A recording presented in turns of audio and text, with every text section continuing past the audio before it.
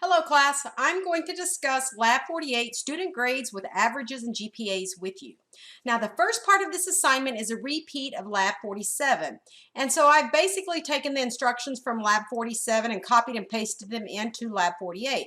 So the first part of your program is exactly the same as your Lab 47. So you can actually use your code from Lab 47. Now remember in Lab 47 we created parallel arrays, one that included the student name, a one-dimensional array that included the student name. So here are our student names that we stored in a one-dimensional array called student name. We also declared a two-dimensional array called student grade, and for each student we stored 3 exam grades in our two-dimensional array. All right, we're going to add to the functionality of that program by adding 2 more arrays. Now we're going to need to calculate a GPA, and that GPA is going to be based on the average of the 3 exam grades. So we're going to be computing an average and then determining a GPA. So the GPA is actually going to be a character that is a letter grade A through F. So if their numeric average of the 3 exam grades falls in the range 90 to 100, then that student needs to have an A stored in their GPA array. And if the average of the 3 exams fall in the range of 80 but less than 90, then we will store a B in the GPA array.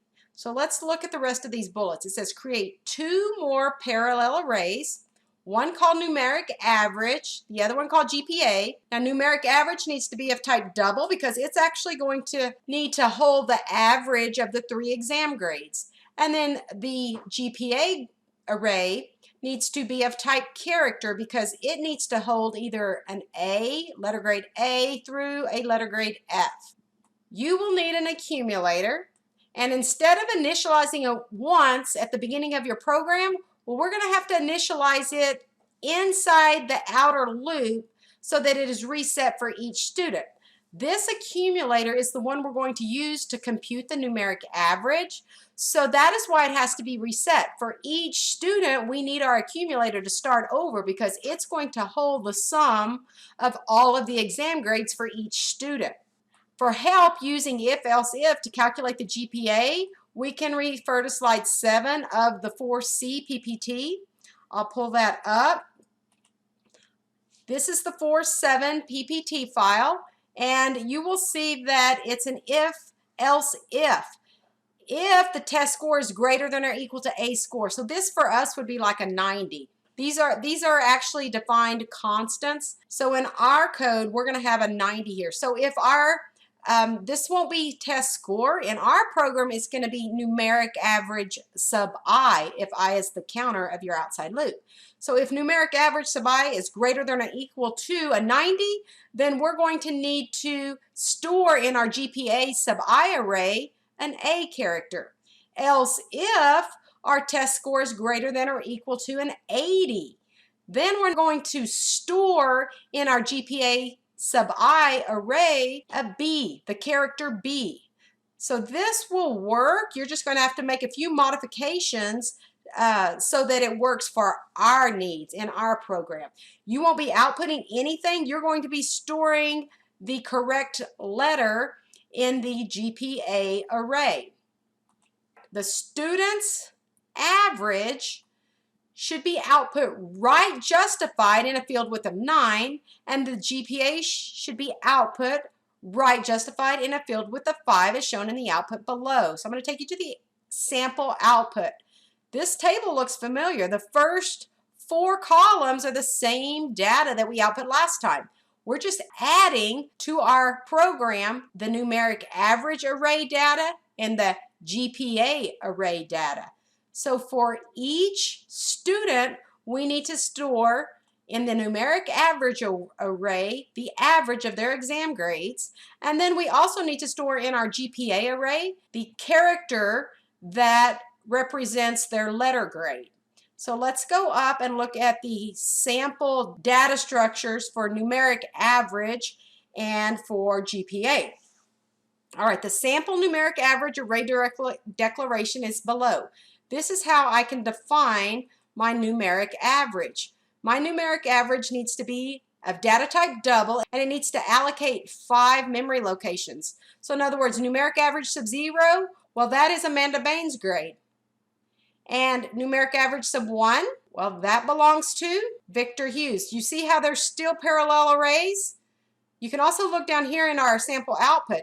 This 94.67 is Amanda Bain's average. We stored it in our numeric average array after we processed the average of the 3 grades. So you're going to do that by using your accumulator variable and dividing it by num grades. Because remember, num grades is the number of exam grades, and we created a constant called num grades. Okay, so this is our GPA array, what it looks like in memory. It is an array of characters. There are 5 elements in our GPA array, and each element corresponds to the letter grade for each student. You will have to define these arrays and populate them. And I've given you a lot of help in your programming window. A lot of this code you've already written. It was in your Lab 47. So we're going to have to add a little more functionality to it in order to make this work for our Lab 48 requirements. All right, where it says initialize your accumulator here, well, remember, we need to compute a numeric average, and the only way we can compute an average is if we add up all of the exam grades and divide by our num grades. So you can do that by initializing your accumulator here inside the outside for loop, because remember I said earlier, we need to reset that accumulator to 0 for each student, because inside our nested for loop, we're going to add to our accumulator the exam grade. So right after we read it in, we can go ahead and add it to our accumulator. When we hit this close curly brace, remember it takes us back up to this for loop, and this is the inside for loop that will increment our J counter so that we can read in the next grade for that same student, because our I counter is not changing here, just our J counter. This inside loop will read in each of the 3 exam grades and add it to the accumulator. So when we fall out of this loop, we will have in our accumulator the sum of the exams. Now we can compute the average by dividing our accumulator by the total number of grades. That's num grades. And then we can store the result in our numeric average array. So that will happen right here. And remember that your row counter can be used as the subscript into your numeric average array. We're dealing with parallel arrays here. So the first element subscript corresponds to the first row. So the outside loop is our row counter. The inside loop is our column counter. So when we are right here in our code, we're on the inside of the outside for loop. So this would be the perfect place to assign numeric average, the actual average. You can compute the average here, but you just have to remember to use the I subscript to assign to numeric average sub I your accumulator divided by num students. All right, then still inside this outside loop, it says to use an if-else-if conditional statement to populate the GPA array. So what it's telling you to do is write an if statement that is testing numeric average sub I. And you can utilize that code that is in the PowerPoint, but let's just think about it. If numeric average sub I is greater than or equal to a 90, then that student needs to have an A stored in the GPA array. So then we would do a GPA sub I and set that value to the character capital A. And then remember it's if, else if, and then you're still going to carry on like this. And because these are mutually exclusive, you can just test whether or not it's greater than or equal to 80 at this point, and it will work. And you can continue on using greater than or equal to 70, then 60, and so on to assign the proper letter grades to the GPA array. So after you've populated all of your arrays with the correct data, we need to output our information in a table. So this table needs to correspond to this sample figure 2 output. You've already got the code from our previous assignment to output the table headers, and you already have the structure of your nested for loops. All you have to do is add the average and the GPA at the end of each row, and so you will be adding output for numeric average sub I and GPA sub I.